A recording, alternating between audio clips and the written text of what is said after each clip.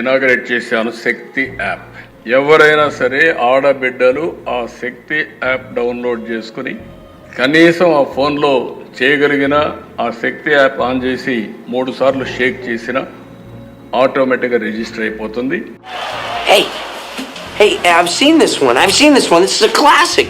నా అక్క చెల్లెమ్మను ఎక్కడికైనా ఎప్పుడైనా కూడా పోయేటప్పుడు భయపడే పరిస్థితి ఆ అక్క చెల్లెమ్మలకు ఉండకూడదు అని దిశ యాప్ను నా అక్క చెల్లెమ్మల ఫోన్లలోకి తీసుకొచ్చి పెట్టాం.